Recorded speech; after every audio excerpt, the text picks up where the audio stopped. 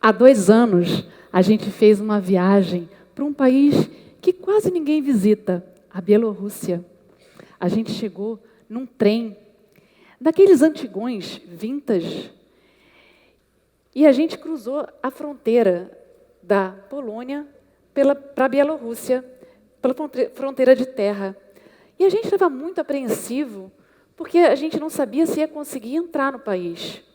A Bielorrússia tinha acabado de abolir o visto para brasileiros. Fazia pouco tempo. Será que os agentes de imigração saberiam disso? Lá fomos nós para a fila. E quando o policial me chamou, eu falei com a voz trêmula, "Hello?" E ele me respondeu com aquela cara fechada, "Is it me you're looking for?" Exatamente. Ele cantou a música do Lionel Richie dos anos 80. Foi surreal. Naquela hora o medo acabou, a gente caiu na gargalhada e conseguiu entrar no país sem problemas. A Bielorrússia não faz parte do roteiro turístico da maioria das pessoas. Quando a gente pensa em viajar de férias, tipicamente a gente pensa em lugares um pouco mais conhecidos, como Nova York, Paris, a Disney, mas não a Bielorrússia. Mas quando a gente tem um pouquinho mais de tempo, passa a fazer sentido viajar para uns lugares diferentes como a Bielorrússia. No nosso caso, no último dia 17 de março, a gente completou 3.000 dias de viagem. A gente saiu em 2010 de Niterói, com o objetivo inicial de ir morar em Buenos Aires. Mas, chegando lá, a gente percebeu que a gente podia continuar em movimento. E a gente passou, então, a ficar viajando de forma permanente. E assim a gente se tornou o Casal Partiu, o primeiro casal de nômades digitais do Brasil. Desde então, a gente passou por pouco mais de 300 cidades, ao redor de 67 países, e, normalmente, em cada país que a gente visita, a gente passa pelo menos um mês. Nesse caso que a Paty relatou, por exemplo, a gente tinha acabado de passar uma temporada de 3 meses na Polônia, e aí a gente chegou na Bielorrússia, onde a gente passou também 3 meses. Em seguida, a gente foi para a Ucrânia, onde a gente também passou 3 meses, e por aí foi. Todo país tem uma fama. E acontece o mesmo com a Bielorrússia. Tem muita propaganda negativa sobre o país. Mas a gente não liga não, porque a estrada mostrou para a gente que existem 2 mundos, o mundo real e o mundo dos jornais. O mundo real é sempre muito mais divertido. No nosso primeiro dia na Bielorrússia, a gente foi ao supermercado fazer umas comprinhas e olha só, quem a gente encontrou no supermercado. Vocês já viram alguém vestido assim no supermercado do seu bairro? Nem eu. E quando a gente saiu do supermercado, outra surpresa. Do outro lado da rua havia um rio, mas não era um rio qualquer, era um rio completamente congelado. Eu nem sabia que rios podiam ficar congelados, aquela imensidão de água completamente congelada.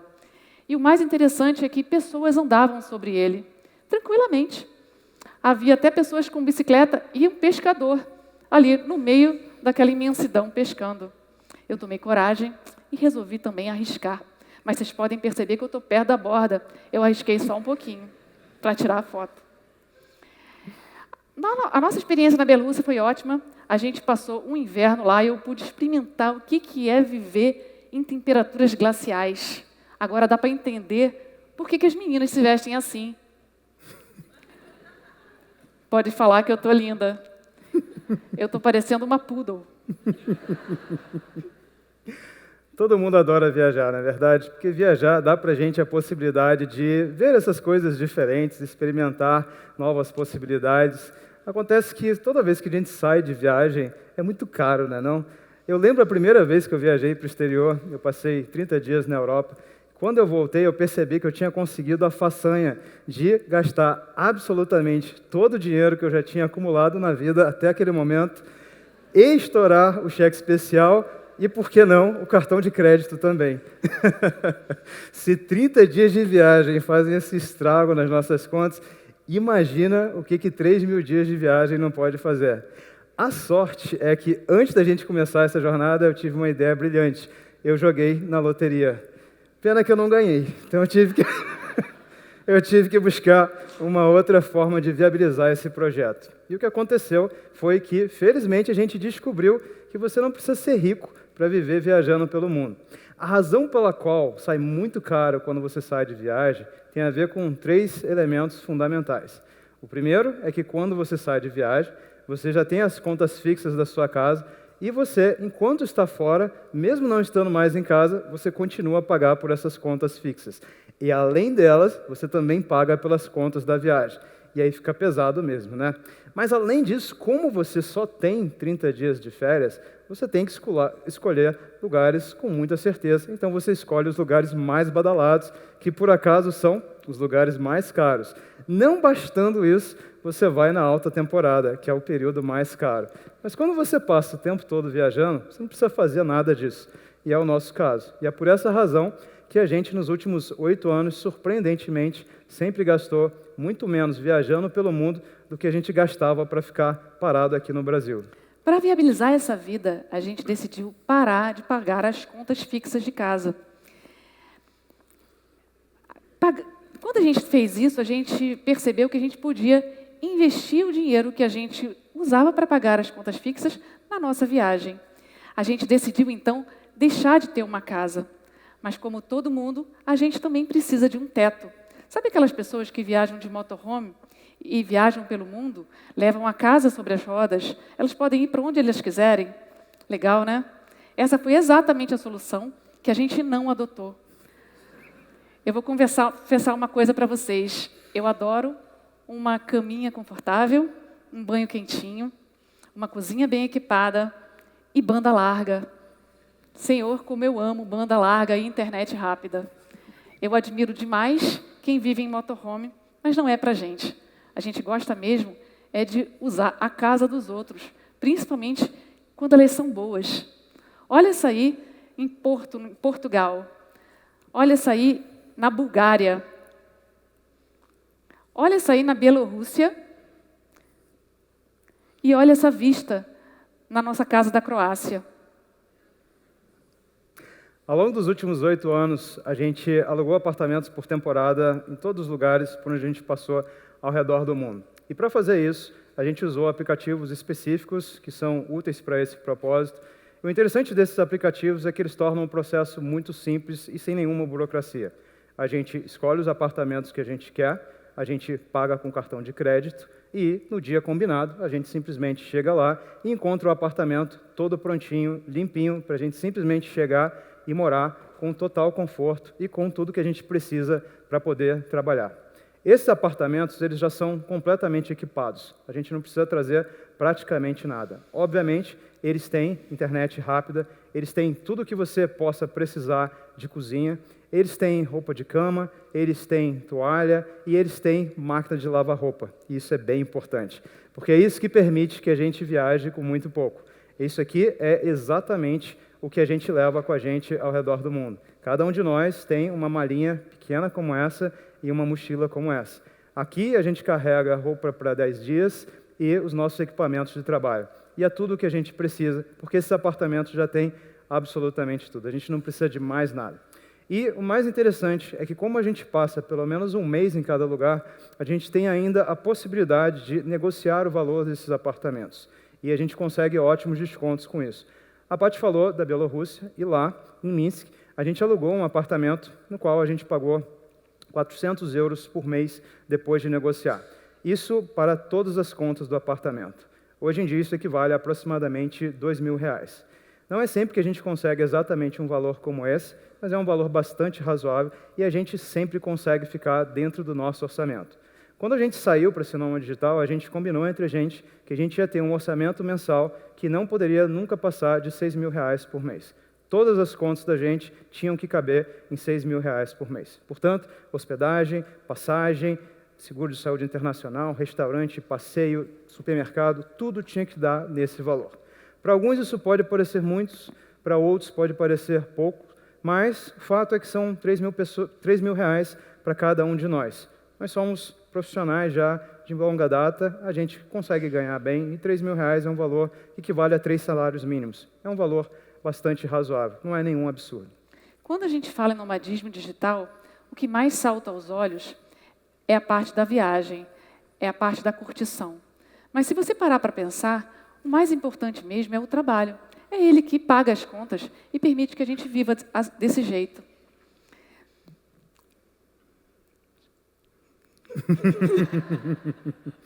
Então vamos falar um pouquinho aqui de trabalho.